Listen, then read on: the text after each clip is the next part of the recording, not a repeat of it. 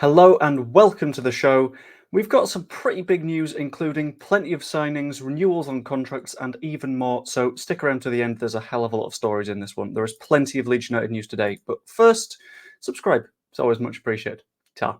So, into the news. Leeds United are set for a double youth international signing, and they're already at the club, which took me a little bit by surprise until I remembered how youth football tends to work sometimes. The first of these players is called Mason Kocher. He's a 17-year-old. He's an England under-17s player, so you know he's already got a decent standard going on because the England youth development system is already really good. It's getting better and better as time goes on, and that's just a very, very good thing for us, to be honest with you. The fact that he is already an under-17 for England means that he has a lot of space to grow. He's currently clubless. He left Sunderland last summer with the idea of moving to another club. He's had interest from Rangers and itchy nose. Spent a little bit of time on loan on trial at Arsenal as well. He comes alongside Majid Balogun, who is an under-16s player. He has joined from Scum. I know that doesn't feel too good, but he is also in the England youth setup, and they are both taken on a trial basis, which means that in effect, we're saying, can you come to Leeds? We'll have a look at you. If you're good enough, we can offer you a contract, whether that's a youth contract. If you're really good, you can have a professional contract once you hit, I think, the age of 17 off the top of my head. So at the moment, Balogun wouldn't be eligible for that, but yeah. The good thing is they are already getting to work as well. They both played in the under-18s match against Middlesbrough, and they did quite well. We won, so you can't really complain too much. And it's a very good sign of a youth rebuild. We quite badly need one of these because all of the players that we signed a while ago, because they were young and they were exciting, have grown up and up and up and are now either senior players or they've left the club, like Sean McGurk has, for example. The fact that we are getting players in to replace those now is excellent, especially if they're players that we don't need to pay money for and players that Manchester United and Arsenal have a very clear interest in, because that shows they have a high level of skill. Because no matter how bad their senior recruitment is at Manchester United, in terms of youth, they tend to be okay. Now, that isn't the only signing that is likely to happen, and we have had a quick update on the Daniel Farke contract situation, and it's not quite the positive update that everyone was expecting. The Yorkshire Evening Post have claimed that no contract is likely until the end of the season, and I think this makes complete sense, but I need to discuss it in a little bit more detail to get all of my thoughts across. So, his current deal goes until 2027, which, fine, that's another 3 years. That is a very long contract for a manager because managers get fairly long contracts, so they like being secure in their position, especially if they're going to clubs that have been relegated the previous year, as was the case with Daniel Farke. He's like, okay, I can come here, I can be part of a rebuild. It's better than 1 or 2 years on a contract. Perfect. However, Daniel Farke seems to be of the opinion that it is a good idea to focus on promotion first, and this I completely understand. The idea that, well, there's no point discussing what happens for next season contract when we are currently in the Championship, and the idea is it's a contract for the Premier League. I can see his point. I can see why it feels a little bit pointless from his side to say, well, okay, I'll sign a contract for next season if it's just not going to matter, because it will be voided if we're still in the Championship. You're not going to give someone a pay rise for coming fourth and not getting promoted, especially when the main point of signing that manager was promotion.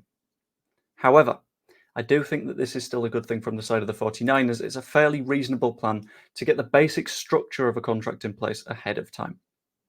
You'll remember that what happened last summer with Daniel Farke was we had an idea that we'd sign him for a hell of a long time. From basically the start of the summer, the idea was, well, we're going to sign Daniel Farke, so it's okay. What is my hair doing right now?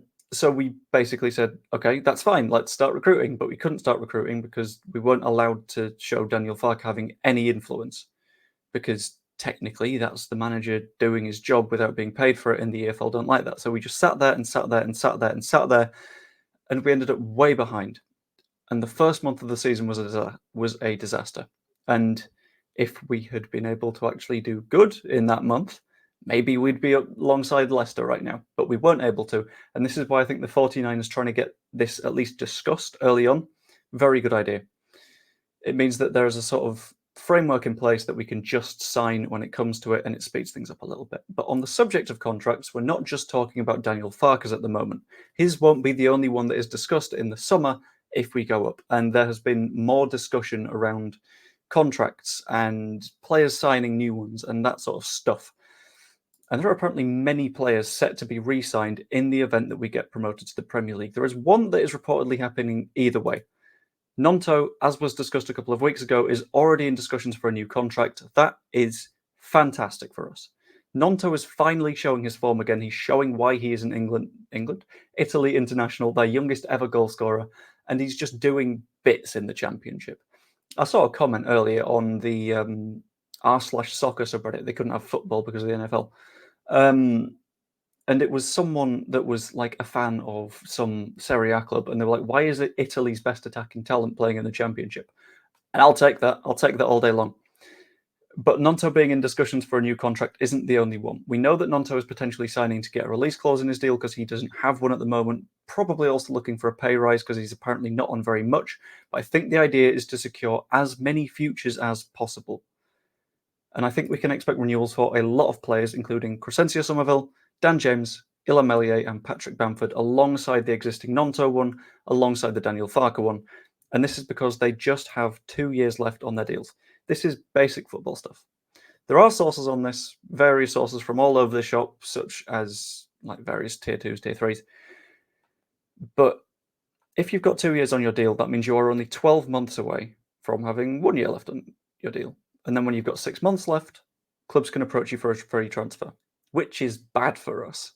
Having 2 years left on your deal means that a club is effectively forced to sell at a lower price because other sides know that they can just wait things out if the player wants to make a move. So it protects the value of the players financially, and it also puts us in a stronger position for retaining our players in the event that we do go up. Because if we go up and then drop down again, in theory, there would be nothing stopping those players from going, well, no, I want to leave again because I had the year of Premier League football, but now we're in the Championship. So sell me, please, because I don't want to be here. And I think this is a good sign that we are learning from the Victor Orta years. Because under Victor Orta, we would have basically gone, well, yeah, you've got a release clause, so it's not a problem. If the release clause is for good money, that's not an issue for me. If it's the silly loan shit again, that's where you get issues. And I think this entire thing will likely combine with a Joe Rodon signing. There was a Tottenham writer that I read a bit of work on. I can't remember what the specific name of the site was. It was like TottenhamHotspurNews.com or something. But this guy's fairly reputable, and he basically said that Tanganga's likely to go for £3 million and Rodon will likely follow him out the door. Which tells me that a Joe Rodon deal is absolutely on if we get promoted. If we don't get promoted, it could be an issue.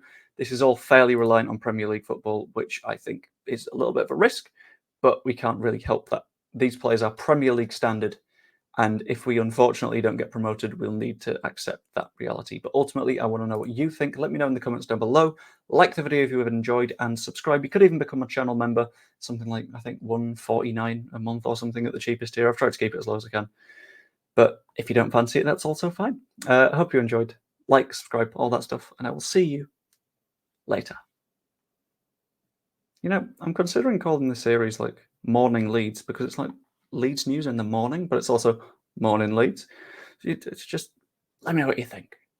I always like these little chatty bits after the video. It's nice and relaxed, isn't it? See you later.